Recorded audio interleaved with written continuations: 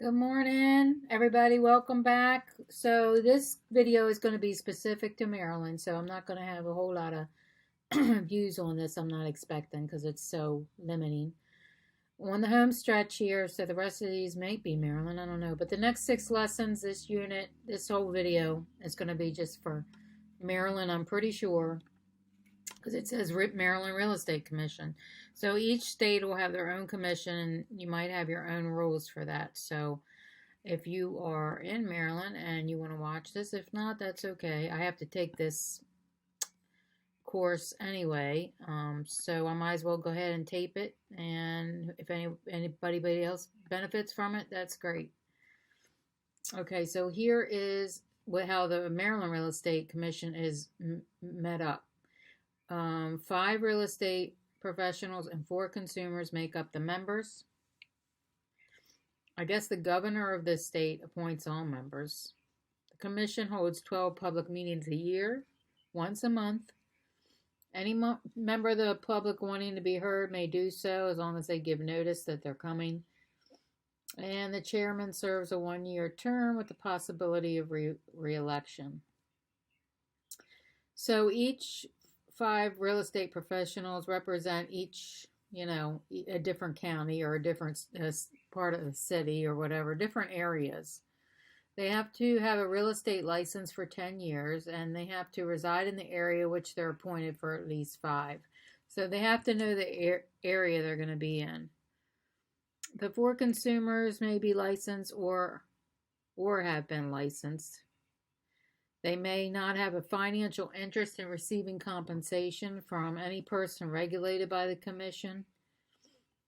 And the executive director is not a member. It's appointed by the Secretary of the Maryland Department of Labor.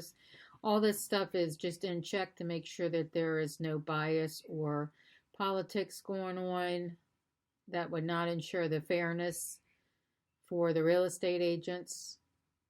A full-time state employee who must be knowledgeable about real estate and cannot be licensed. All right. So the duties are: you adopt a code of ethics, you distribute it to the licensees 2 years, you file an annual report with the secretary. This is for the commission, their duties, all 9 members. They resolve consumer complaints, they set standard and approve education. Their powers are: they investigate complaints, they adopt bylaws and regulations, they can issue, deny, suspend, revoke licenses. They seek injunctions against license law violators. And they cannot put people in jail, but they can give a lot of fines or civil penalties up to $25,000. They don't have the authority to impose prison sentence, but the violations are considered misdemeanors, and the commission can refer the matters to prosecution. Convictions can result up to 1 year in prison for a first offense and 2 for a second. Imprisonment and monetary fines may occur. So that's just the background on that. Members are required to pay monthly dues. I don't think so. Members must be licensed. I think so. No. All right, let's see how we did. All right, members must be licensed. This is kind of a tricky one. That's what I was going to say. I don't know. So that's false, because some of them do have to be licensed. So that's not a good question there. They serve 4 years, I believe is what that thing said.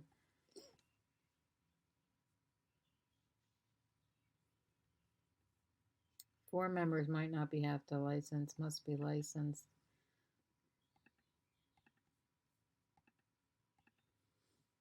All right, Veronica is a licensed real estate broker with 6 years experience. Albert is a part-time salesperson. All right, who is qualified to be on the board? She is qualified because Albert is a part-time salesperson who lives in Maryland. I think he's qualified too. He's licensed. Jason is a licensed with more than 10 years experience. Okay, Veronica. Only candidates who qualify for a spot on the board. While Veronica seems qualified, she still needs 4 more years. Okay. She's only got 6 years, so she can't be on the board. That's pretty tough qualifications.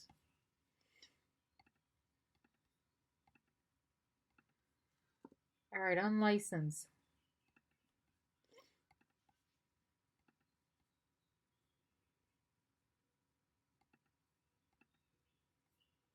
Your license could be suspended or revoked. You cannot suspend a license from an unlicensed individual. Oh, they're talking about unlicensed people. Okay. Unlicensed individuals.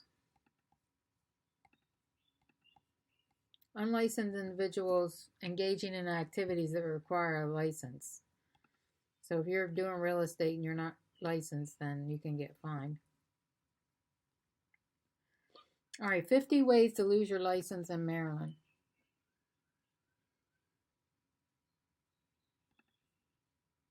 Jason's business cards, Jason Smith Realty. Annabelle's advertisement says she's a member of the Realtors. I think you got to put the brokerage on there. Tony asked their unlicensed assistants to host an open house. I think that's a violation too. I can't remember. I think it's okay though. I can't remember on this one. Martin paid a referral fee to a licensed broker in a neighboring state. Charles doesn't tell a buyer that he's listing his sister's property. Okay, so this one here is not a violation. But they're not putting the broker on these things. I guess they don't need the broker on that. Okay, that's not a license. This one's not. I'm going pretty quick because I'm not expecting a lot of views on this because it's so, it's so specific to a certain place that it may get a view in the next 10 years, but I don't know. All right. Actions that can cost you your license and more. Antitrust, crime, negligence, listings, paperwork, use of illegal forms, licensing, using unlicensed assistants to perform activities requiring a license. Depending on the severity of the violation, you can receive a reprimand from the commission, or it may deny, suspend, or revoke your license. In most cases, you didn't need to be the one performing the actual violation. If you've directed someone else on your behalf, it is as if you performed the violation yourself. If you've directed somebody else to do it on your behalf, then it's almost like you did it yourself. All right, there are many acts that result in prison which can be imposed. Jane, a salesperson license, tells a client she's a broker. Guilty of blockbusting. Sherry asked her unlicensed assistant to show a listing. Sarah is identifying herself as a real estate agent, but also included the name of her sponsoring broker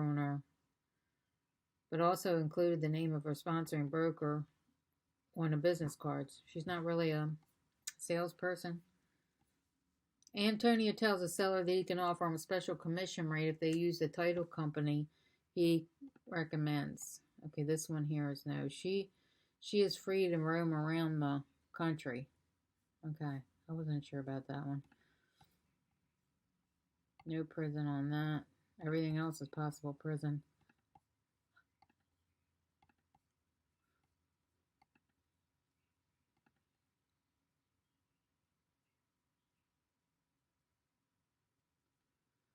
Common license law violations. All right. You encourage your friend to break his existing agency agreement and sign with you. You submit your client's purchase offer, then go on vacation missing the deadline. He told a buyer that a property was zoned commercial and it wasn't. Um,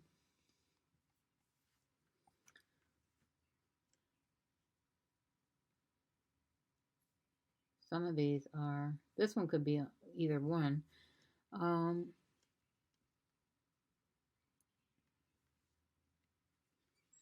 Contractual is John is a buyer for an investment property, but Jake wants to get both ends of the deal. So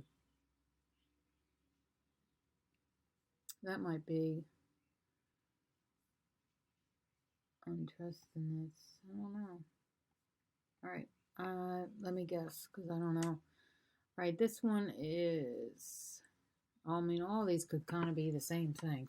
All right. You told a buyer was zoned, so that's kind of a misrepresentation, I think. You encourage your friend to, and this is untrustworthiness. Let's try it. Oh, wow. Good guess, Michelle. All right. Your best friend is selling his home, anxious to prove yourself. You list the property on the MLS without his permission. Yeah, I would say that would be in trouble. You plan to switch to a new broker. You start taking one seller clients in your new firm before the name switch. And this one is, whenever you have buyer clients with children, you avoid mentioning them.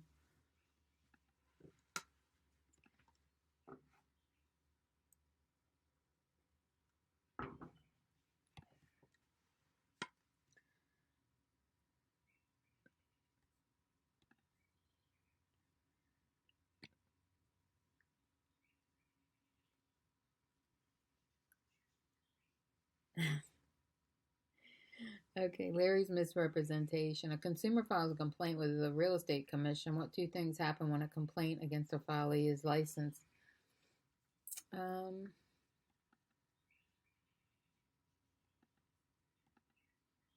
hearing panel meets privately to determine if the complaint is worthy, and it's forwarded to a hearing panel. The hearing panel process. I think so. I think they got to cease what they're doing. I can't remember if that's the case or not. Maybe not. I don't know. Let's put false. Larry and his broker receive a letter and copy of the complaint. Larry's license is temp. All right, so this might be true. He might have to wait. I don't know. The complaint is turned over to investigative. Is notified that her complaint is being reviewed. Let's see.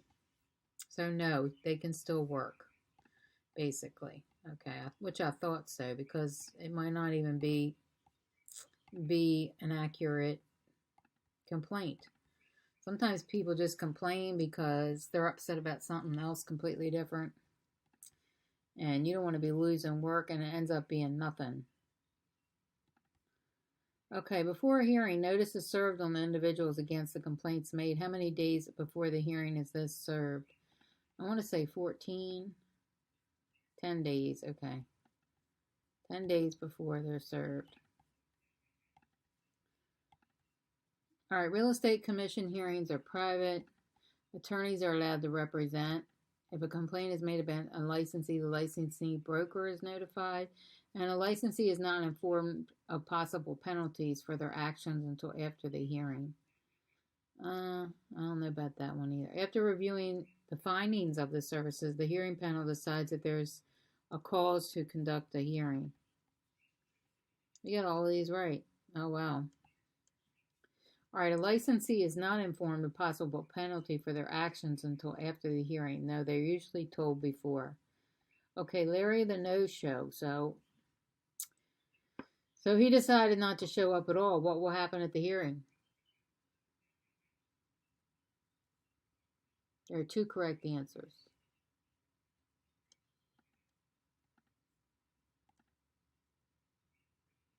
Neither of them are in Larry's favor. Okay. The hearing would have been canceled. The commission would have the option of rejecting his appeal. And then he would end up getting big penalty fees. So should have skipped the vacation. All right, this is the last lesson, I believe. All right, they could suspend or revoke his license. They could levy a fine. They could send him to prison. No, they cannot send anybody to prison. They could suspend his license. They could fine his broker. Okay, so all of those things are things they can do. Build the story. It's important to remember that any violations you commit as a real estate licensee are also shared by your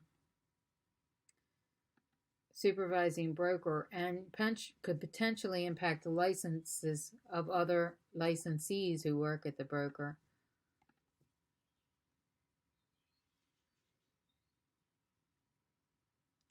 All right, let's continue on to the exam. This is 14 questions. Oh my God. Okay. Second violation in 3 years. What's the penalty? I want to say 10. All right, because I think the first one's 5. All right, file a complaint with the MREC alleging that his agent discriminated by not showing her houses. What should he do? Walter received notice of the hearing regarding.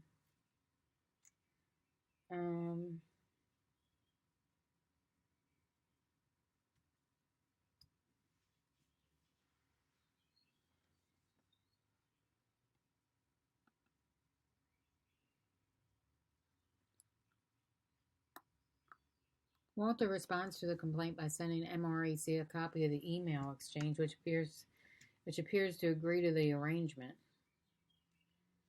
I want to say file an appeal. That's a tough one. MRAC received Shanice's complaint against licensee Nick 2 years ago and 8 months, and he helped her buy a 1-bedroom condo. Nick and his broker responded to the complaint, so they sent them 3 weeks later. Nick and his broker received a certified mail that a claim was warranted at a hearing, which would take place in a week. What's wrong with this scenario? It might be 2 years. I think it's 10 days before a hearing. The MRAC creates several hearing panels consisting of how many members each?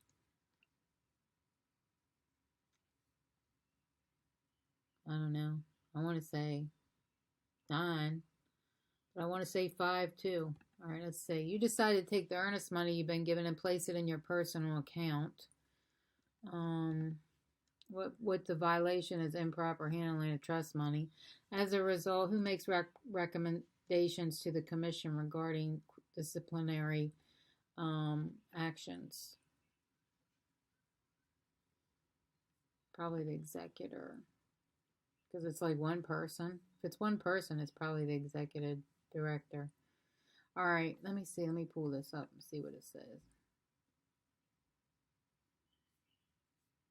He's not a member.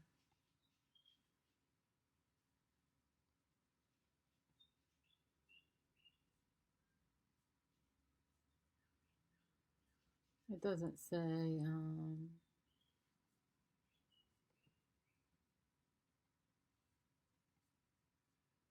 Okay, it doesn't really say. Okay. Phoebe's New Jersey real estate license was revoked after she convicted of intentional misrepresentation. When the MRAC hears of it, it summarily revokes her license. Does it have the power to do this? I don't think so. I think that she should be heard in a hearing.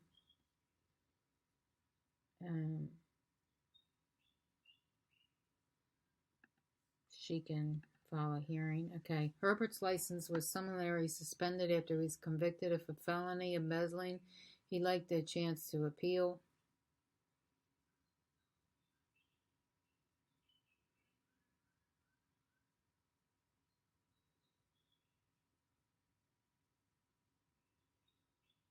I think he can.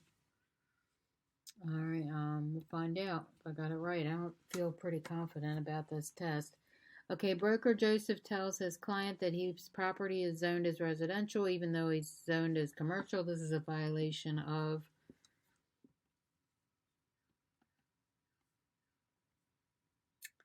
willfully misrepresentation. Okay, what is the highest amount you can be fined for the commission? I think 25. Miranda's been charged with mishandling of her client's earnest money. She collected her supporting documentation and asked her broker to speak on her behalf at a meeting. Who will be presiding over the hearing?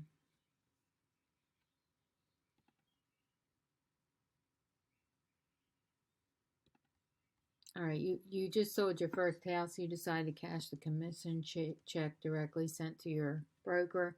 What type of violation have you committed? Accepting commissions not through your brokerage. Okay, broker Malcolm submits his client's purchase order, then goes on vacation. When he returns, he learns a counteroffer was submitted and the response date expired. His client's offer was terminated because he failed to respond on time.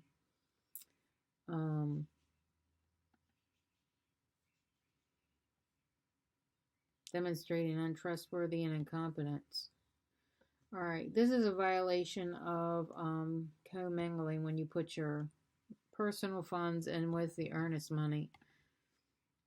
All right, of course I failed. Okay, well, I'm going to redo this on my own. I'm not going to videotape any more of it. I'm just going to go through here and see which ones I missed so I don't keep making the same mistakes. So this one is 3 years, 15,000.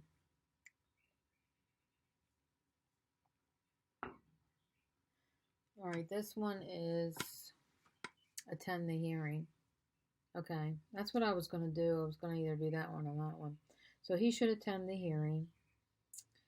And MRIC has to give 10 days before a notice. And this one was 3. Okay, I would have got that wrong either way. I was going to pick 5, so it's 3. This one I got right. This one is an administrative law judge. Wow, okay.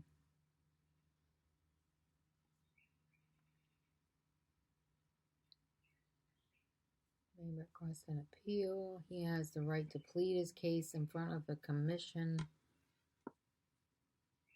for embezzlement. All right. Tells his client it's zoned, making a substantial and willful misrepresentation. Got that one right. This one is administrative law judge again. Okay. So an administrative law judge presides over the hearing. An administrative law judge makes recommendations for disciplinary actions. Okay. Okay, so that's the end of this video. And we're on the home stretch now, so we're going to be the end of this course soon. Thank God. I'm going to retake this again. I'll see you on the next video. I don't know what it's going to be about. Thanks everybody for watching.